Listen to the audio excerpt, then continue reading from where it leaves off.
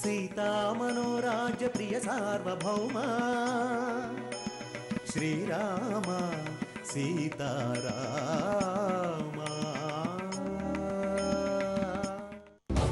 కానీ repost mortem దగ్గర డాక్టర్ని ఎలా మేనేజ్ చేశారు? ధనం మూలం ఇదం జగత్ అంటారు. డబ్బు కోసం ఏమైనా చేసేవాళ్ళు ఉన్నంత వరకు మన పనులు ఎటువంటి ఆటంకం లేకుండా సాగిపోతుంటాయి. అక్కడ డాక్టర్ నావాడు, ఎంఆర్ఓ కూడా నా మనిషే. డబ్బుతో అందరినీ కొన్నాను. మీరు చాలా గ్రేట్ సార్. భార్య ప్రేమ కోసం ఇంత డబ్బు ఖర్చు పెడుతున్నారు. మేడం ఇప్పుడు మీ ప్రేమను అర్థం చేసుకోకపోవచ్చు, కానీ త్వరలోనే అర్థం చేసుకుంటుంది. అర్థం చేసుకుంది మధుమతి. అందుకే నా భార్య నాతో రావడానికి ఒప్పుకుంది. నిజమా సార్? అవును మధుమతి. ఈ అరణ్యవాసం ముగియడానికి ఒక్కరోజు మాత్రమే సమయం ఉంది. మన ప్లాన్లో ఎన్ని రోజులు ఒక ఎత్తు, ఈ 24 గంటలు ఒక ఎత్తు. ప్రతి నిమిషం ప్రమాదమే. So you have to be alert every minute. Raghuram మంచివాడు, చాలా సిన్సియర్ పోలీస్ ఆఫీసర్.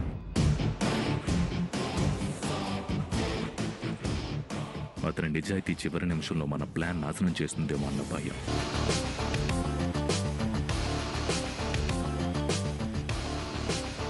అందుకే మనం చాలా జాగ్రత్తగా ఉండాలి. నువ్వు నాకు ఫోన్ చేయొద్దు, నేను కూడా నీకు ఫోన్ చేయను. నువ్వు ఇక్కడి నుంచి బయటికి రాకూడదు. నేనే స్వయంగా వచ్చి రేపు నేను కోర్టుకు తీసుకువెళ్తాను. అర్థమైందా? అర్థమైంది sir. Take care. See you tomorrow.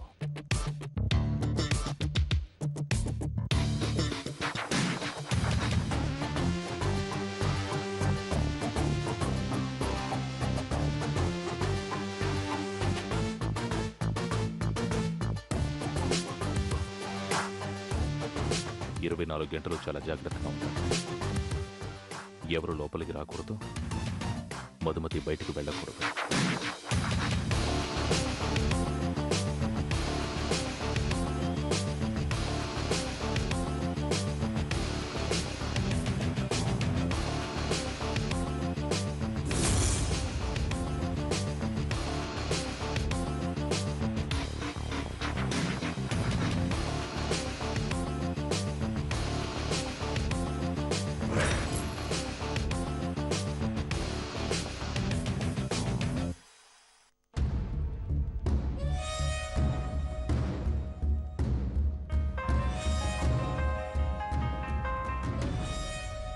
చెప్పు ఝాన్సీ. సార్, మీరు చెప్పినట్టే దేవ్ని ఫాలో అయ్యాను. గట్కేసర్ దగ్గరున్న ఒక డెన్కి వెళ్లారు. అక్కడ తన మనుషులతో ఫుల్గా సెక్యూరిటీ పెట్టించారు. డెన్లో 10 నిమిషాలుండి వెంటనే వెళ్ళిపోయారు. అక్కడ వాతావరణం చూస్తుంటేనే నాకెందుకో అనుమానంగా ఉంది సార్. సిటీ అవతలంత పకడ్బందీగా సెక్యూరిటీ ఏర్పాటు చేశాడంటే అక్కడ ఏదో జరుగుతోంది. ఖచ్చితంగా మనం తెలుసుకోవాలి. సరే, నేను ఇప్పుడే వస్తున్నాను.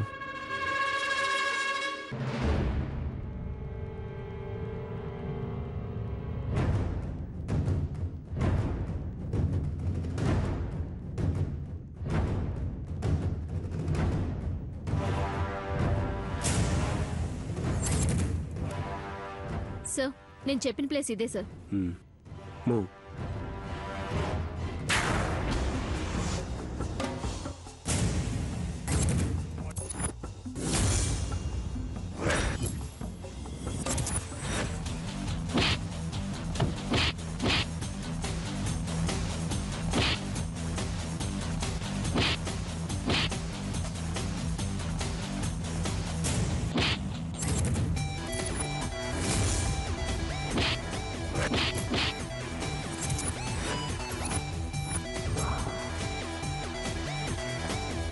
మనం ఇలా వచ్చామని తెలిస్తే దేవ్ అలర్ట్ అవుతాడు.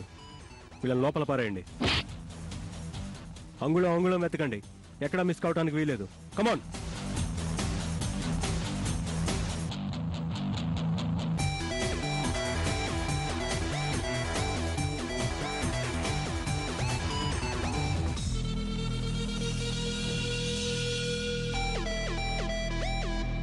అంతా వెతికాను సార్, ఎక్కడ దొరకలేదు. బట్ ఝాన్సీ, ఇక్కడ చూస్తే ఏదో ఉన్నట్టు అనిపిస్తోంది. ఏమై ఉంటుంది?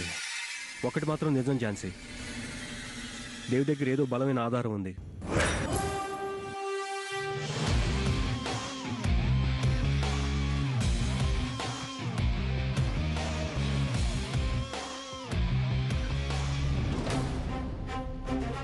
ఇప్పుడు ఏం చేద్దామంటారు సార్? చేసేదేముంది, లెట్స్ గో. వాళ్ళు దొరికారు కదా, వాళ్ళు ఏం చెప్తారో ట్రై చేద్దాం.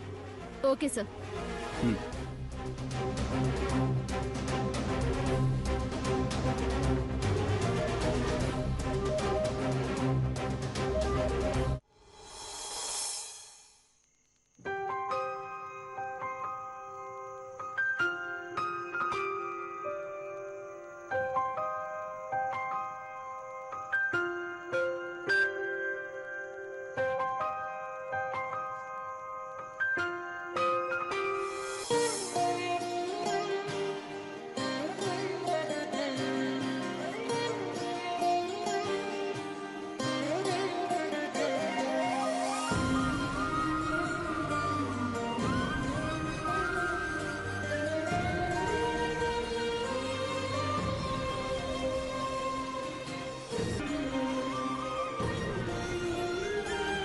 ఏంటి దేవ్, అలా ఆకాశం వైపు చూస్తున్నావు? ఏం కనిపిస్తుందేంటి? వెతికితే ఈ సమస్త విశ్వంలో కనిపించిందంటూ ఏదీ లేదు. మన మంచి కోరేవాళ్ళు, మనం మంచి కోరేవాళ్ళు. అది మాత్రమే కాదు, మనకు కీడు చేయాలనుకునే వాళ్ళ చప్పుడు కూడా క్లియర్గా ఈ శూన్యమే చెప్తుంది. ఏంటో దేవ్, నీ మాటలు అర్థమైనా అర్థం కానట్టే ఉన్నాయి. నేను నీకు అర్థం కాలేదంటే సిల్లిగా ఉంది నిత్య. అయినా నా ఆలోచనలోనూ ఊపిరిలోనూ నా మీనమ్మ తప్ప ఎవరూ ఉండరు. అవును దేవ్, నీకు విషయం తెలుసా? నా ఫ్రెండ్ గీత ఎప్పుడు చెప్తూనే ఉండేది, మనం ఎవరినైనా ప్రాణం కంటే ఎక్కువగా ప్రేమిస్తే ఆ చందమామలో కనిపిస్తారట. ఒకవేళ నువ్వు కూడా అలా చూస్తున్నావేమోనని. నీ ఫ్రెండ్ చెప్పింది నిజమే నిత్య. అయినా నాకు నా మీనమ్మ కనిపించడంలో ఆశ్చర్యమే లేదు. ఎందుకంటే నా శ్వాస, ధ్యాస, ఆశ అన్నీ తనే. నీకెవరు కనిపించారో చూడు. ఇంకెవరు దేవ్, నువ్వే కనిపిస్తావు. ఒక్కసారి చూడు.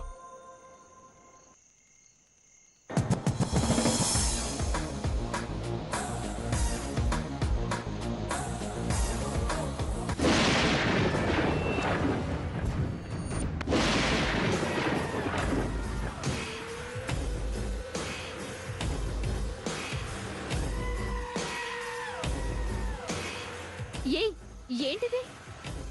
ఏమైంది నిత్య? నా ఫ్రెండ్ అంతలో కనిపిస్తుందేంటి? చూసావా నిత్య, నీ మనసులో నేను కాకుండా నీ ఫ్రెండ్ కూడా ఉంది. అంత ఇష్టం అవుతానంటే? అదంటే నాకేం ఇష్టం లేదు.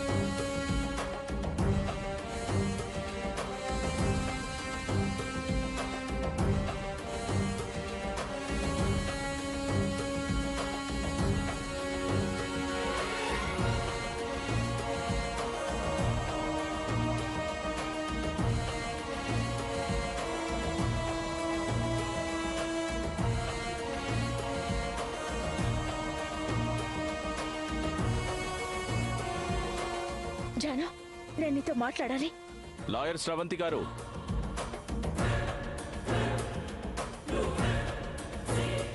నా కూతురుతో ఒకసారి మాట్లాడి నువ్వు. కూతురు తండ్రి అనే బంధాలకి ఇక్కడ తావు లేదు. రూల్స్ ఒప్పుకోవు.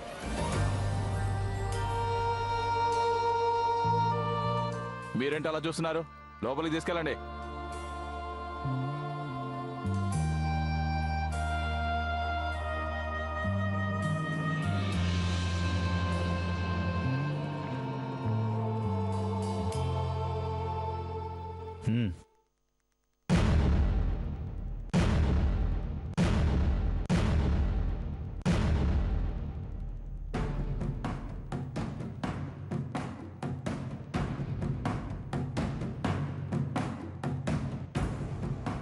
రావులపాటి జానకి, రావులపాటి జానకి, రావులపాటి జానకి.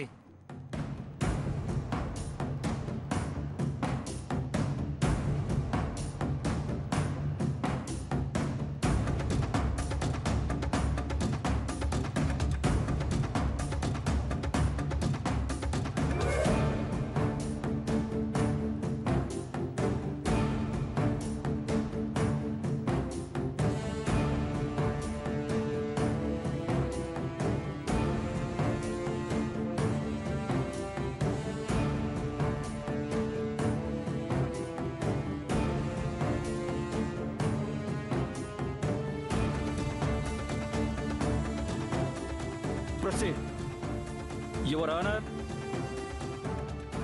మధుమతి హత్య కేసుకు సంబంధించి సదరు డిఫెన్స్ లాయర్ స్రవంతి గారు రీపోస్ట్ మార్టం కోసం కోర్టు నుండి అనుమతి తీసుకున్నారు.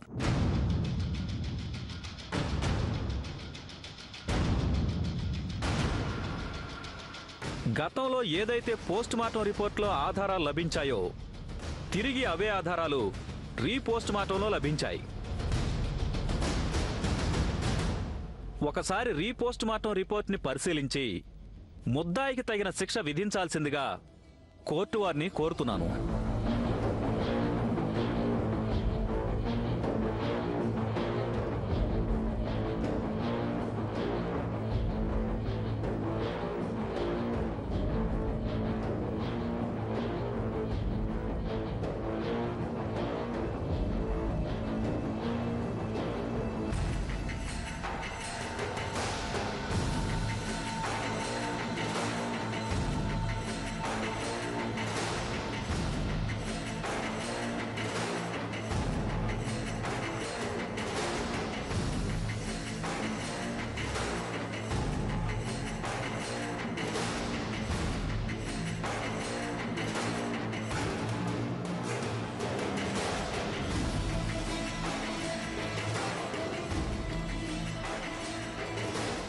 మధుమతి హత్య కేసుకు సంబంధించి ఆధారాలు చూసి వాద ప్రతివాదనలు విన్న తర్వాత జానకియే ఉద్దేశపూర్వకంగా ఈ హత్య చేసిందని నిర్ధారించడమైనది.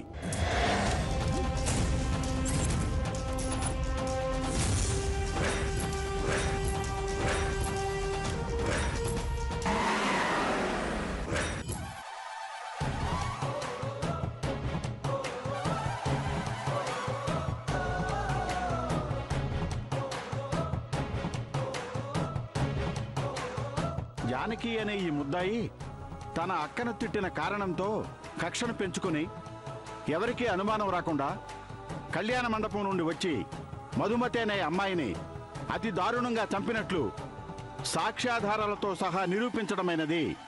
సదరు ముద్దాయికి ఐపీసీ 302 సెక్షన్ ప్రకారం యావజ్జీవ కఠిన కారాగార శిక్ష విధించడమైనది.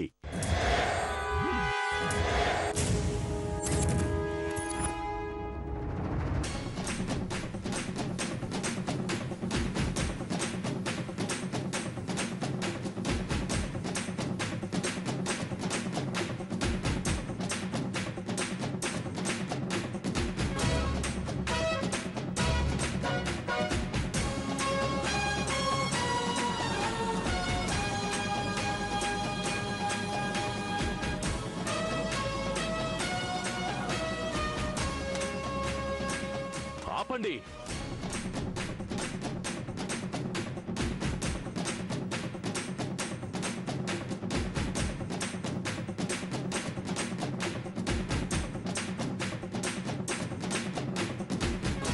Order order order. కోర్టు హాలులో ఇలా అరవటం తప్పు. నన్ను క్షమించండి యువర్ ఆనర్. నా మనము నీ కోర్టుకు విన్నవించాలనుకుంటున్నాను.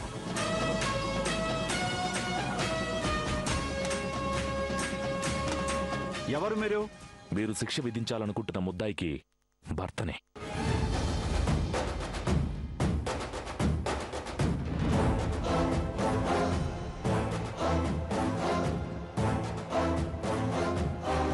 మీరేమైనా చెప్పదలుచుకుంటే బోనులోకి వచ్చి చెప్పండి.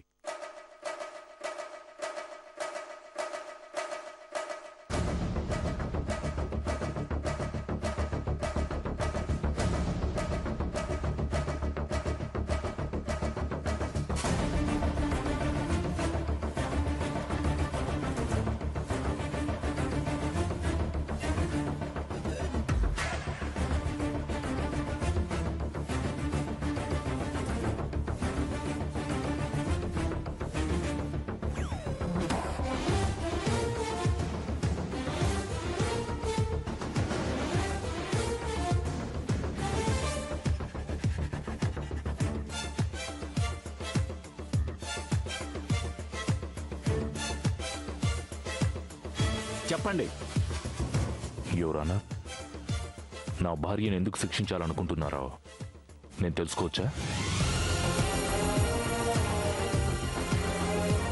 విన్నారుగా, మధుమతి అనే అమ్మాయిని దారుణంగా హత్య చేసినట్లు నిరూపించడమైనది. అందుకే శిక్ష విధిస్తున్నాము.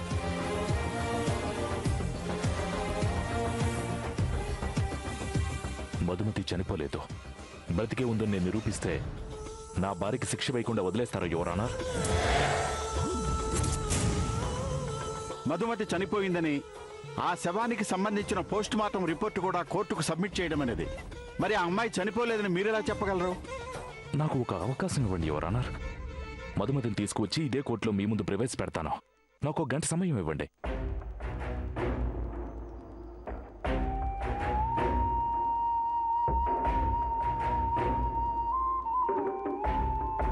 ప్లీజ్ యువర్ ఆనర్, దయచేసి నా భార్యను కాపాడుకునేందుకు నాకొక్క అవకాశం ఇవ్వండి. మధుమతిని నేను తీసుకొస్తాను.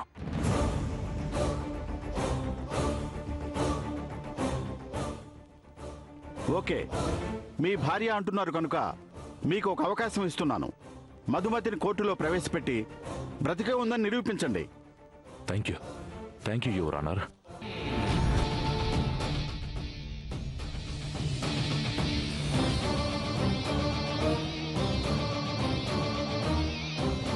Now the court is adjourned to post-lunch session.